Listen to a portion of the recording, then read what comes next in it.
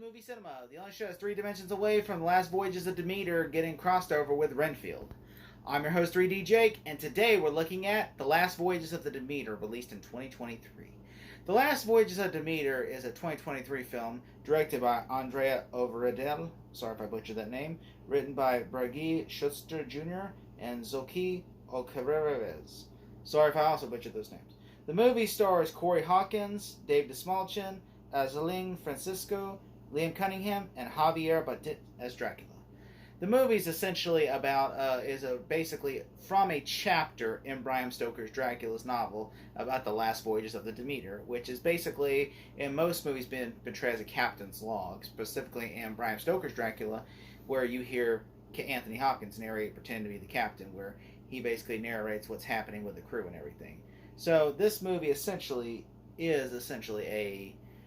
they took one chapter of a book and then made it into a whole feature film. The movie's kind of like Aliens.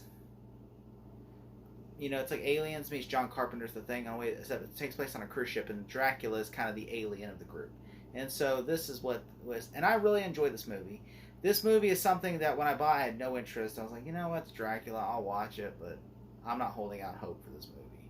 So I was like, you know what, I'll check it out. So I didn't go see it in theaters because I'm like, you know, there's some Dracula movies that are okay, some Dracula movies aren't great. And so I got this movie come in the mail, and I'm like, you know what, I'm gonna watch it. So I watched it, and I really enjoyed this movie. I was like at the edge of I had to pee, and I'm like, I don't want to pause it. I just want to go keep watching. And so like, you know, and I was so like, you know, and I watched it with a couple of people, so I was like, I can't pee because of people, and you know, so I just sit there and I watched the whole movie holding my bladder because I'm like, I can't wait to see how this ends. And so I kind of knew how it is because if you read the book or if you've seen the movies, you know kind of how Dracula wins and the ship, you know, gets to port. You know, and so that's kind of the idea of this story is like, this is kind of like the crew that, you know, dies. And so that's kind of the story. And I really enjoy the story. I am a huge fan of the story. You know, I really liked this idea of it being like a crew that's going to die, and each one, Dracula starts off he starts off killing, you know, like, because, you know, these are all crew and nobody really wants to get on the ship, and so there's like so many people on the ship, and then of course like the rats start dying off, then the livestock, then people start disappearing one by one until eventually you realize that there's a killer on the ship, and then it turns out to be Dracula. And so, I mean, that's a really cool idea of this story, and I really like this. I thought everyone in the movie is doing a great. Corey Hawkins kind of plays the main antagonist, who's a doctor who's a man of science, and so basically and then there's a woman that they find in the casket, and I really thought she did a good job as well, where she was basically a snack for Dracula on the way, but then when they took her, they kind of set off the chain of events that where Dracula, you know, gets free, and he starts feeding on the rats, and then the livestock, and then of course he gets hungry because there's so many, like there's 2 weeks voyage, and then of course he starts just killing off the crew and everything, and it's a really intense movie. Like Dracula, it's like, you know, like it's like gory, and I was like not overly gory, but like gory enough, and I really like that aspect. I also think that Liam Cunningham as the ship's captain, he kind of reminds me of his character from Game of Thrones, but I really like that he plays it where he's not just like kind of shrugging us off. Like David Smallchin's more that character where he's like the first mate of the captain, and he's like shrugging us off and everything. But then the captain's like, we need to figure this out. They search the ship and everything, and obviously Dracula's in his coffin during sunrise. And then of course Dracula, as he feeds on the crew and everything gets stronger and more blood, he basically can use his powers and he grows wings. So by the time we first see him, he's just like, you know, like a little shriveled up creature, almost looks like, you know, like a dog that hasn't eaten in weeks.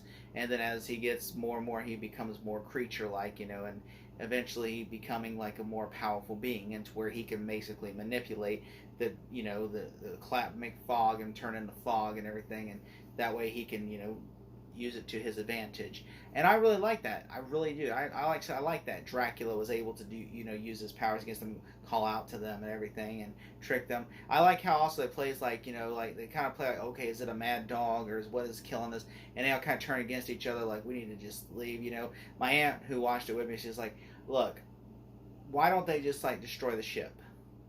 Why don't they just burn the ship down and then get in this boat and leave? And then one of them tries to abandon the boat, and then, but this is by the point Dracula has his powers at full strength, so he basically he obviously smells them, and then flies away in a fog and grabs them and kills them, because Dracula is, this powerful being and everything. And so I'm like, I would wait while Dracula's weak, burn the ship down, and then leave. But I was thinking, and then by the time she was like, why don't they just kill him? So there's like three of them, just poison yourself with blood, because Dracula's going to drink you anyway. And I'm like, well, probably because they want to fight, they have a chance, and I like this idea that, like David Smallchin, okay, is great in this movie as well. He's like a guy who's really skeptic of this and everything. And like at the beginning, it's really scary. Like nobody wants to get on the ship because they see Dracula's sigil. And then this woman, I like the backstory with Dracula, how like, oh, we fear him, and he basically ate everyone in the Transylvania. Now he's coming for here, and so I'm like, which I call bullshit on, because I'm like, there's still people in Transylvania. And so I'm like, I really like this idea that he's trying to go to Carfax Abbey. There's all this Dracula Easter eggs and lore and stuff, and I really like that aspect of it.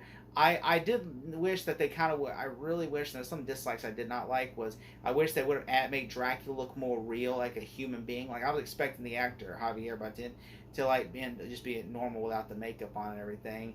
Which by the way, I really wish that they would have made him look like not human. Like I wish they would have made him look like, practically monster. Except he's like just CGI the whole movie. And I kind of wish they would have made him like, not at the end, they kind of would have made him human form as Dracula, because I'm like, because in the story, once he feeds on everybody, he kind of becomes more human looking. And so I kind of wish they would have did that, as another. I did enjoy this movie. There were a couple of times where like there's a child that Dracula. I'm like, is this gonna be like Aliens, where the aliens can get the child, but then they have to go save the child? And I'm like, and it wasn't. It was like, oh no, the Dracula's gonna kill this kid. And then you see the child rise up, and I like how when they rise up, like it's just like they're just trying to attack like feral monsters.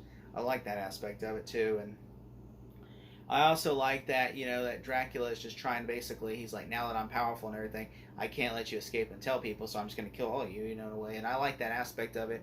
And this woman, they team up, even though there's a few issues I have with this movie. I didn't like the Dracula CGI all the way. I did not like the fact that he was like a CGI even when he's in London. And I also didn't like that this woman, who they put blood in her for a couple days, then she's not turned, even though at the end she's going to turn. And I'm just thinking, wouldn't it have made more sense if Dracula just drained her when he had her in like the Jeepers Creepers looking, like, when he has his wings over her? Wouldn't that have made more sense though if Dracula would have bit her again and trained her, and then she would have turned? Then that would have made more sense to me. Instead he's like, oh, you drained me, so you gave me a couple of extra days. And I'm like, bullshit. And also I kind of felt, I kind of wish, like the idea that Dracula kind of tricks the ship captain into making him think, if you kill this man, oh, you'll save him. And I kind of like that aspect, and I kind of like that, there is like, I didn't like when every time Corey Hawkins' character runs, like, Dracula bites somebody, then he runs towards them and Dracula's gone. And I'm like, Dracula, even if he's there, he would still go after Corey Hawkins' character. He wouldn't just be like, all right, I'm going to bite you, and all right, now here comes the lead actor, I got to run away. I just think that's kind of, I call BS on.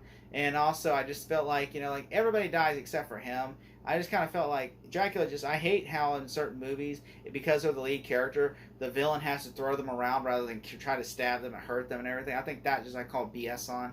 And also I don't think that it's like, what if they all just put in a circle, and then like just sit there and then wait for Dracula to come at them, and then that way they can just attack him from there. And also they use guns and and to shoot Dracula, which I'm like, he's Dracula. Guns aren't gonna do nothing. So I was like, and then also how at the end where it breaks kind of continuity, where he uses the cross and then the cross does nothing. So I was like, those are the issues I had with the movie. But I did like the cinematography, the directing, the acting is really good. You make it believe these are characters, especially since David Smallchin, who is American. You believe that David Smallchin is from this country. He's, like they're just trying to, get paid and they're talking about, and then they all just keep dropping like flies. And it's where David Smallchin gets dropped brutally and falls, and I'm like, there's no way, like, his leg's just broken, and then somehow Dracula gets down there with him. I kind of wish that you'd have saw Dracula descend into there, and that way you could see, like, oh, Dracula's coming for him. And I did like that how he cuts things to burn the ship down and everything. I thought that was pretty cool. And I there are things like cool kills and stuff, like kids hiding in the room and Dracula's in the room with them, or Dracula, where he's killing all the livestock, that, he sneaks in there and kills the livestock. I thought that was cool. And I liked how the fear and paranoia on the ship builds. This is a really good movie. I urge you all to watch it. If I had to give this movie a grade, I would give it a solid B+. Thank you so much.